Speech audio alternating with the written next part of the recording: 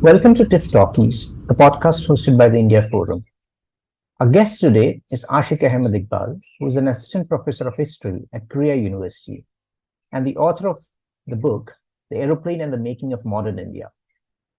We will speak on the history of planes and flying in India and discuss what this past can tell us about aviation's present and future. Thank you, Aashique, for joining us today. Thank you, Jerry. Thank you for having me. It's my pleasure to be here. I'll start by asking you about the idea of flying and the idea of planes and how it was linked to a certain idea of modernity, of being progressive, a new economy in India. Now, I've recently read your book and you speak about how princely states, the Indian state, a lot of Indians themselves were very invested in the idea of planes and flying. And for them, it meant something of being modern, especially in a colonial world. And even in the post-independent period, aircraft was very important in the making of the Indian state. So would you speak a little bit on why is it that Indians were fascinated by flying and the Indian state and Indian princely states were so invested in flying, in creating aircraft industries? Right. In India, especially after the First World War, the aeroplane became a major symbol of modernity and especially modern violence. Right. The aeroplane sort of represented for most people, as David Edgerton has argued, not just the possibility of sort of rapid travel or the greater connection of the world as it might today, but the distinct possibility of dominance and even genocide against people who didn't have aeroplanes. So if we look at a lot of the literature before the first aeroplanes even sort of took off, before the aeroplane was even invented as a machine, it was always aimed as a means by sort of European nations to maintain their dominance over non-European states. So Indians were on the receiving end of that. And after the First World War, it became very clear that aeroplanes were sort of going to be really, really important. The view that most Indians had about aeroplanes was the view that was very common across the world at this point in time, which is that aeroplanes could basically be used to destroy entire cities, destroy entire armies, something like a nuclear weapon. The way we see the nuclear weapon today, people saw the aeroplane in exactly those terms. So Indians became very obsessed with both the modernity as well as the modern violence represented by the aeroplane, and became very keen that they should sort of have some kind of control over this technology. So they tried various ways to sort of do that. Indian legislators tried to ask the British to allow Indians to serve in the British Royal Air Force. Many Indian businessmen, the most famous of whom, of course, was J.R.D. Tata, sort of went into the airline business themselves. There were also attempts by the Indian princes increasingly to have some kind of aviation, though not necessarily military aviation, to have some kind of links with aviation, which we can discuss a little bit later. So basically, the aeroplane represented the possibilities of both the modern world as well as the anxieties of people like Indians who felt themselves to be insufficiently modern. So gaining the aeroplane was seen as a means not just of sort of becoming modern, but of protecting oneself from the violence of modernity. It's interesting because you mentioned the fact that the airline, there was a certain anxiety or desire to be part of this new technology. Now, we know that there were also colonial anxieties about letting Indians as like other natives into accessing these forms of technologies. For India, you had Indians were supposed, in the civil service, for instance, Indians were not thought of not being able to write properly, and or the fact that in engineering and other technical fields, Indians were thought to be not to be suited for those things. So does the airline in some sense also form part of these attempts by Indians to show to the West or the colonial masters that they were as good or equally better than them? Yes, certainly. I mean, what you're referring to, of course, are parts of a wider set of debates around this phenomenon known as Indianization, right?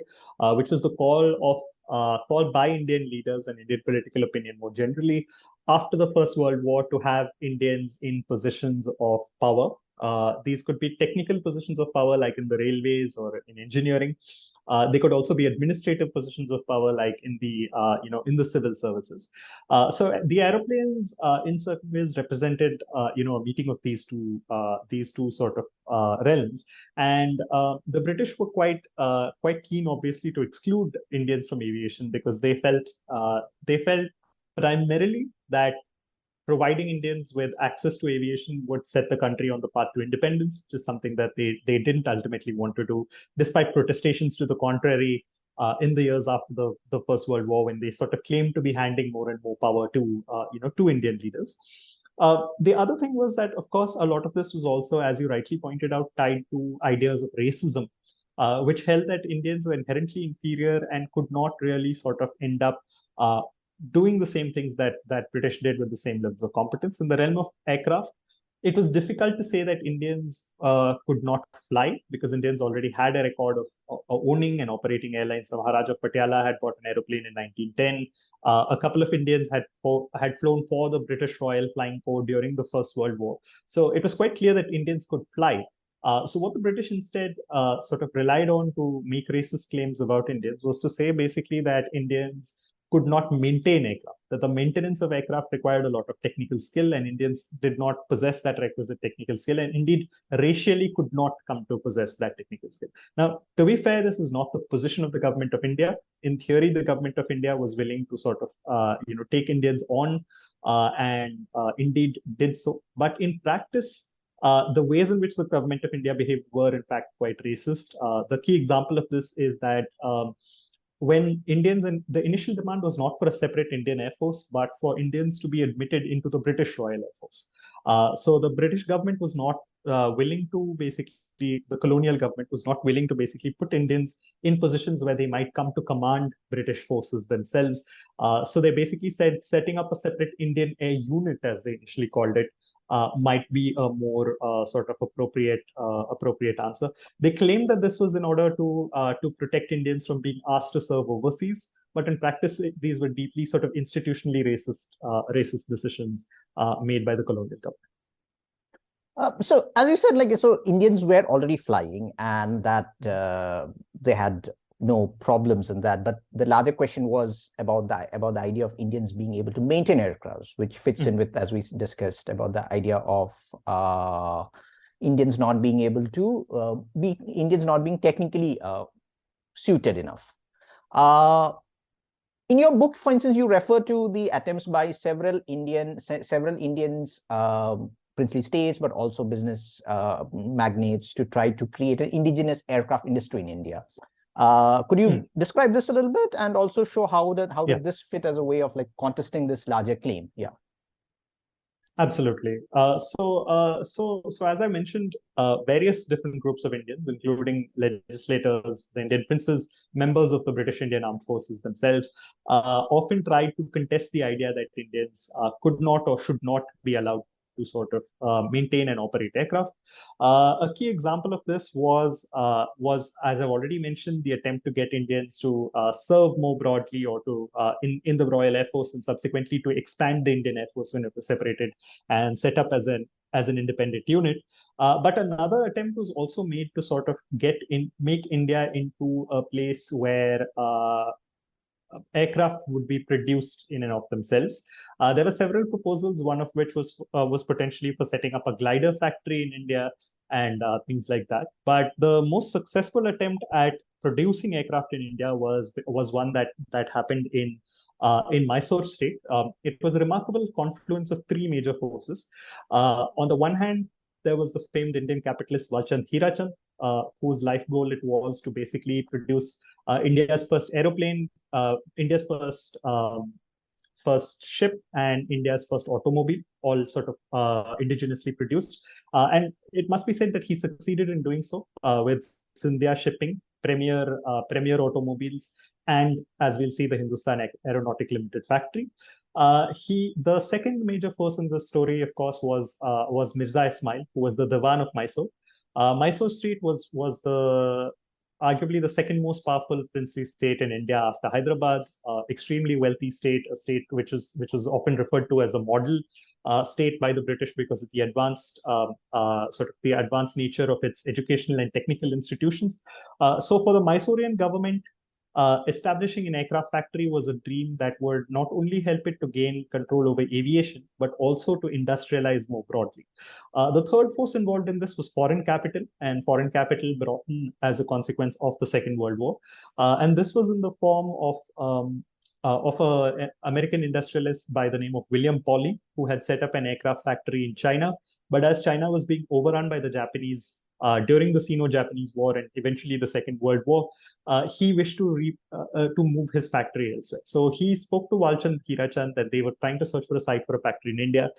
They tried initially to set it up in places like Bombay or in Baroda Princely State. They didn't succeed, but Mysore was willing to give them a lot of land and free electricity, very cheap water, to clear all the paperwork that might be needed to set up a factory. And so it successfully became a site of aircraft production.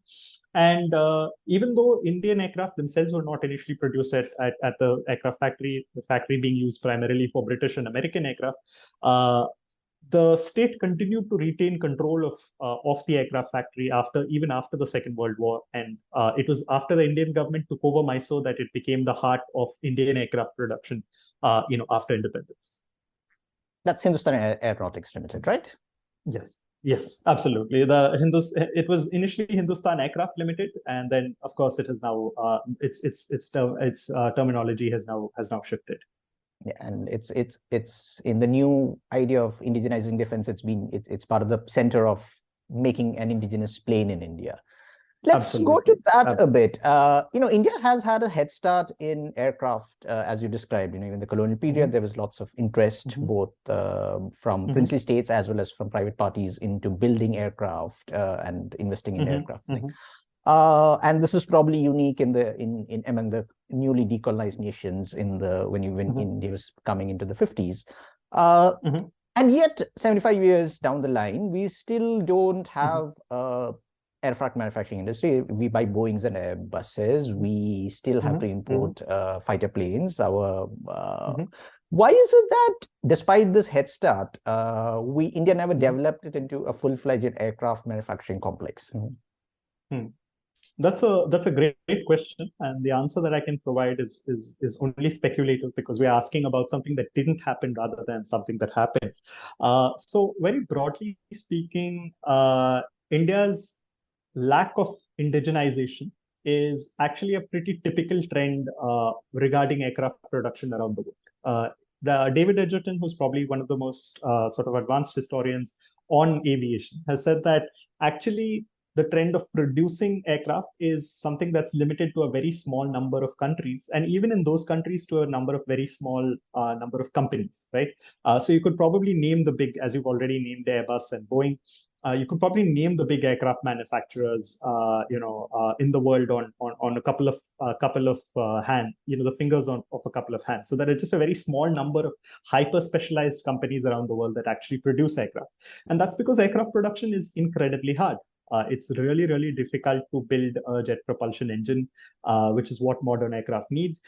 India tried to sort of build its own aircraft in the 1960s. It built an aircraft called the Marut, which was interestingly built by a German designer, Kurt Tank, who was sort of bringing in experience that he had from having worked in Latin America, from having worked in Argentina, following the Second World War, in which he had sort of served on the side of Nazi Germany. And basically, Kurt Tank was able to produce the Marut in India, but there were always difficulties in producing the engine. So when India tried to buy the engine, it was not able to get the type of engines that it wanted from Britain, and it wasn't able to sort of produce those engines themselves. So overcoming that technological hurdle has been something very difficult. Later on, Kurt Tank would move from India to sort of the United Arab Republic, which was sort of modern day Egypt, and he was not able, even over there, to successfully sort of indigenize aircraft production. So attempts by third world countries to indigenize aircraft production have generally met with failure. The only real exception to this has been China. And that's because China has invested extremely heavily in aircraft production. It has sort of work very heavily on all those other things that go into aircraft production, like educating its populace, ensuring that it has the requisite sort of the requisite technical expertise, much of which, of course, it gained from the West through methods both ethical and otherwise. But the point is that it is very much an exception. So it's much cheaper for a country like India actually to acquire aircraft or to sort of produce them on license from other countries than it is for it to produce its own aircraft. Now, in the short term, that makes sense. In cost benefit analysis terms, you don't need to invest quite as much to indigenize aircraft production as you would to buy aircraft from outside. But in the longer term, the precise problem of independence sort of remains, that you can't really be a great power until you are able to sort of produce your own aircraft. And failure to do so means you are constantly reliant on other countries that do provide you with aircraft, especially in times of war when you're likely to be suffering from high rates of attrition. So it continues to be a problem. But the only thing I would say is that this is more typical of most countries in the world than it is unusual. So it's not unusual that India or Egypt or Peru, three countries about which in recent years books have come out regarding aviation, that it's not uncommon that third world countries are unable to sort of produce aircraft. So far we have been talking about the colonial period largely. Now your book also shows that the aeroplane was very important in the way the independent Indian state projected its power, and the air power was very critical in its early battles. But also something that you point out in your book is about how Air India and the whole idea of creating a passenger airline international flight carrier was also part of flying the flag across continents. Yes. Could you speak a little bit about the use of air power, both civilian as well as military, in projecting India across the world? Absolutely. So I've already spoken at some length about how having an air force was a very important thing. Because of the violence that countries that didn't have air forces might face from countries that did. In the Indian case itself, having an air force for undivided India was really, really important because they felt that they needed to defend against the Pathans, from the Northwest Frontier province. This argument was somewhat borne out by history because when India did become independent, Pathans backed by Pakistan did invade the Indian princely state of Kashmir, or the princely state of Kashmir that subsequently sort of acceded to India.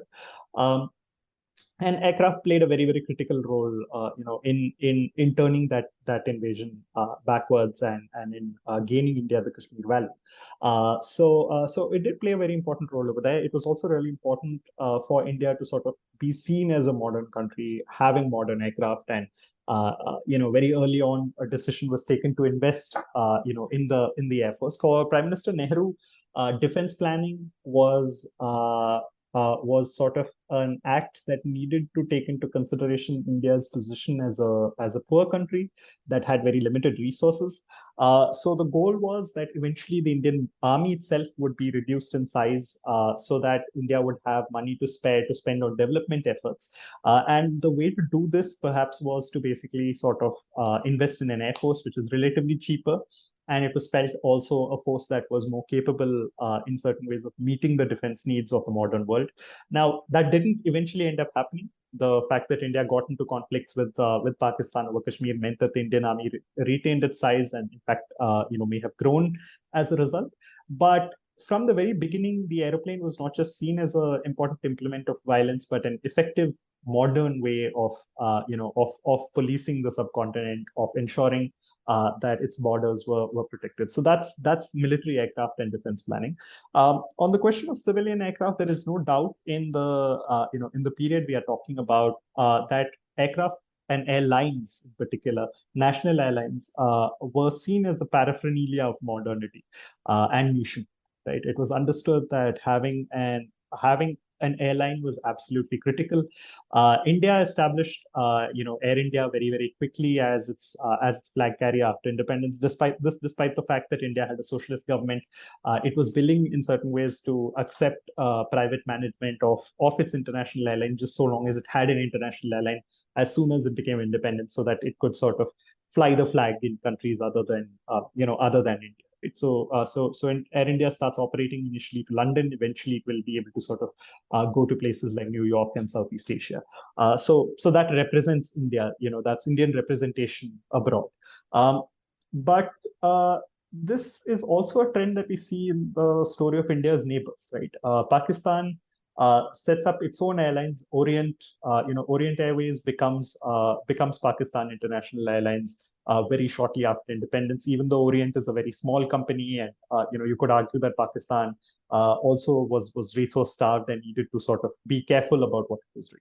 Even as late as 25 years later, in 1971, when Bangladesh became independent, it very quickly after independence set up Bangladesh National Airlines. So basically, all three of South Asia's sort of successor states ended up investing very heavily in flag carriers, and flag carriers were seen as very, very important to national sovereignty, to representing the country as a serious modern power.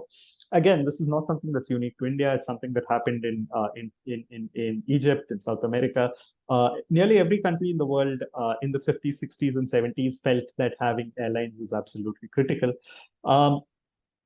This trend, however, will begin to shift, partly because airlines became very, very expensive to manage after the oil shocks of the 70s, partly because of neoliberal policies emanating from the United States and the United Kingdom, which have since spread across the rest of the world.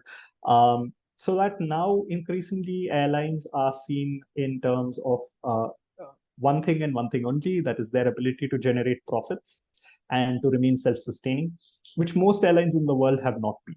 The most successful airlines in the world now are airlines that sort of, are very, very conscientious in collecting as much money as they can, as much revenue as they can from passengers, which has not necessarily led to good outcomes for passengers, or the ability to sort of travel to countries very, very much further away.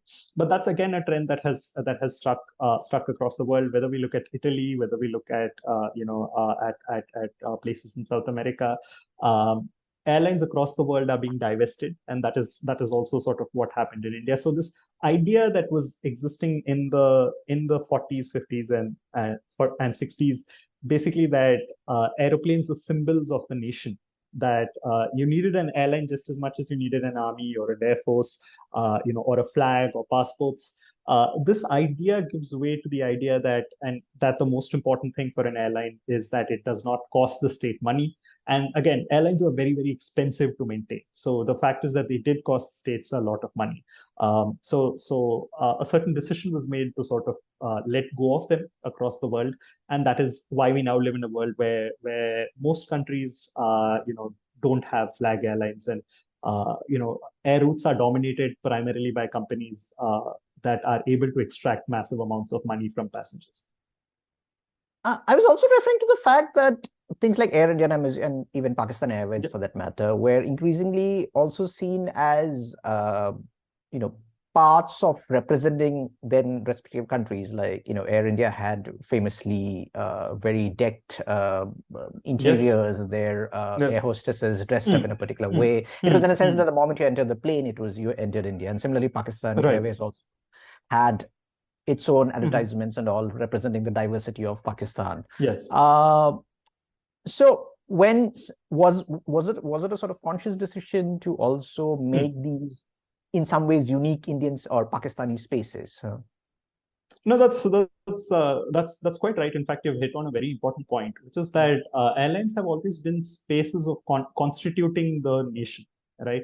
And this precedes Air India and Pakistan International Airlines, because we see this in the case of airlines like Air France, which were supposed to sort of represent French as opposed to American culture, right? One of the big problems with airlines and nation states that they represent is that they are pretty modular, right? Essentially, that means that they all pretty much follow the same set of rules.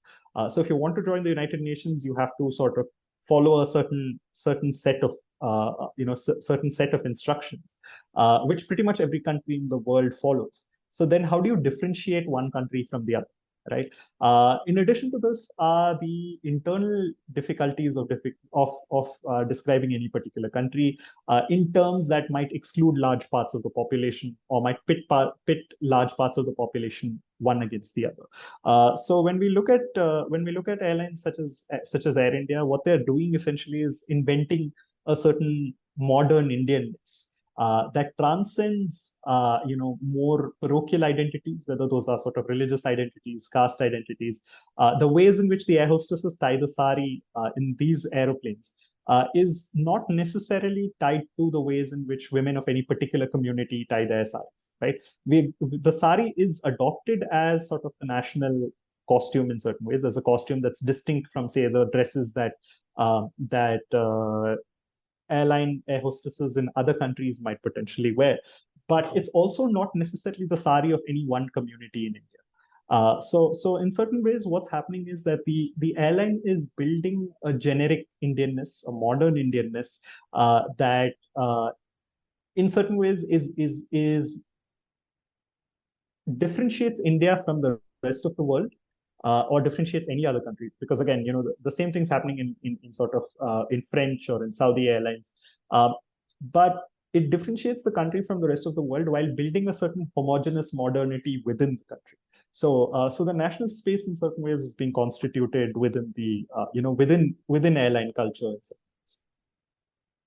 So that makes me question today, as you said, airlines no longer have the cachet of modernity and of cutting edge technologies which it used to have. Yes. People just want to go from point A to point B, and they are okay with cramped seats and bad food, unlike the heyday of Air India where you had champagne and all sorts of fancy things. So what is the future, therefore, for airlines and aircrafts in India and generally across the world? Will they become like trains, and which at one time had been very fancy, or would they transcend into a new form of modernity? Like the bullet train, for instance, is still seen as something that's fascinating. It's a tourist attraction. So where do airplanes fit into this larger trajectory? That's a great question, and again, here I must begin with the caveat that all that follows is speculation. Really, my expertise is the period from 1939 to 1953. Anything that happened after that is opinion and hearsay. And certainly anything that's going to happen after the year 2023 is just outright speculation. So I need to begin with that caveat. But I will say this. The future of airlines right now is dark. It is not present. It is not a pleasant, rosy future which we are presently looking at. Quite simply because the airline industry saw its heyday at a period of low oil prices, at a period when environmental consciousness was low, and at a period of time when a handful of countries happened to have most of the world's airplanes. Now, as aeroplanes essentially transition into infrastructure, a term which incidentally I get from you, Cherry, as aeroplanes more and more transition into into infrastructural products, we see that their profitability is nearly impossible to maintain. Right, they are extremely expensive projects with very low returns and extremely vulnerable to outside shocks. We have in our own lifetimes, in this century alone, seen two big shocks that have devastated the airline industry. After 9/11, there was a major sort of major losses for the airline industry. During the pandemic, there were major losses for the airline industry. So it is likely that the airline industry might expand, but it is very also likely that that airlines are going to be collapsing even as the industry as a whole or the number of people flying increases, which means it's going to be worse for the planet, worse for worse for flyers, and of course worse for personnel of airlines themselves. In certain ways, we have to think about the possibility of alternatives to air travel. One possibility which comes immediately to mind is precisely the sort of thing we are now doing, which is remote work or forms of sort of business that don't necessarily require a person to burn large amounts of fossil fuel to travel from one direction to the other. we're not likely to see the bullet trainification of aircrafts that was tried with the Concorde project, which basically promised to get people faster from one part of the world to the other. But there we see that technological progress is not unidirectional. It's possible that you invent a plane that can get people from point A to point B much faster than the other planes did, but nobody's interested in taking it because it's too expensive, because it exhausts people who fly in it. So we're not likely to see sort of improvements in that sense. So what I see as the future of airlines is basically a return to the old system of state subsidies for airlines, because airlines are too important to be allowed to collapse totally, right? But simultaneously, without the accountability that nationalization involves. And this is part of the wider corruption of of corporate life across the world, wherein we see a situation wherein state subsidies work in order to generate private profits. But that is the situation which we have sort of put ourselves into, because airlines that were earlier seen again as a national good, as an important sort of source of national prestige, and quite simply something that was too expensive to be allowed outside the hands of the state, to be allowed to operate without state accountability if it was using state funds. That has changed. So what we're likely to see is the growth of airlines that enjoy enormous state subsidies without state accountability, because that's the only path of growth for airlines, in terms of the modern world. I don't see the airline industry turning profitable. I don't see it turning particularly green. And I don't see the future for individual airlines as being particularly bright unless they have preferential access to government resources. That's for civilian airlines and people and civilians flying. On the other hand, in your book, you referred to the fact that in the earliest years of the Republic, there was this plan to cut down the army and use the Air Force because it was more efficient in many ways. And it didn't fail. And today, in many ways, we're seeing you return to that with the idea that the army is too large, it's consuming too much of resources. We need to move into more technologically oriented schemes. Worldwide, also, we have seen that warfare is increasingly conducted from up there rather than boots on the ground. So do you see that, contrary to what you sort of speculate for civilian uses of aircraft, and in warfare, you will see completely different picture? Very likely. I would contest your argument about boots on the ground being important. Boots on the ground are just as important today as they have ever been. And the key example is the war in Ukraine, where we have emphasized a lot of the importance of things like drones. But in practice, the Russian advances were really stopped by artillery, which is a technology that goes back a couple of hundred years at the least.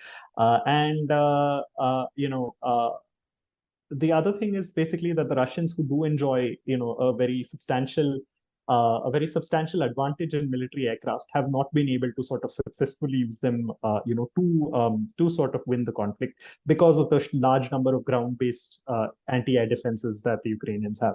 That said, I have no doubt whatsoever that investments in military aviation technology will absolutely increase over the 21st century. Firstly, because aircraft are very important. They do play a role, if only that role is in deterring further attacks. But it is also the case that expenditure on aircraft is a pretty it's a pretty attractive proposition for governments, both from the point of view of prestige projects. It's much more prestigious to buy the latest sort of aeroplanes from a foreign country than it is to, for instance, spend on maintenance or on sort of increasing the modernizing sort of the existing sort of artillery or things like that. So it's a much more sort of clear, coherent project. And secondly, of course, there is the wider proposition of profits and corruption, right? That aeroplanes lend themselves to massive profits. So aeroplane producers will always lobby very strongly, especially by military aircraft producers will lobby governments across the world very strongly for spending money on aircraft, and have been pretty successful at that. And also there's the possibility in countries where there is a high level of corruption of making large amounts of money from those deals. So aircraft are going to be a very attractive thing, to invest in. And worldwide expenses, we are certainly seeing in the aftermath of the Ukraine war, with the possibility of war between China and the United States. We are seeing a worldwide increase in the amounts of money being spent on acquiring military aircraft. So certainly the market for military aircraft has never been bigger, and we're certainly going to see that demand only grow as the world becomes more troubled and more prone to larger global conflicts. In this context, let's circle back to how do these things affect India? Now, we discussed about the fact that India had a head start in aircrafts and yet failed to sort of build a larger aircraft complex, and it had a fairly well-respected air carrier, which had its own history and is now trying to be, in some senses, we seem to be going back into a period 50 years ago. The two things that you mentioned here, one is that civilian flying itself will probably be in the doldrums for the foreseeable future, but there would be increasingly larger purchases of aircraft, and aircraft manufacturing, defense aircraft manufacturing itself will probably see an expansion. Now, similar to what the situation, we still have a lack of skilled technical workforce. We still have a lack of infrastructure to manufacture the right kind of metals, the right kind of thing. Do you think, therefore, that the new aircraft manufacturing boom or revolution, or whatever you call it, will sort of bypass India and will continue to be buyers of aircrafts rather than manufacturers of aircraft? Almost certainly. India is not likely to begin manufacturing aircraft without a very sustained push in that direction.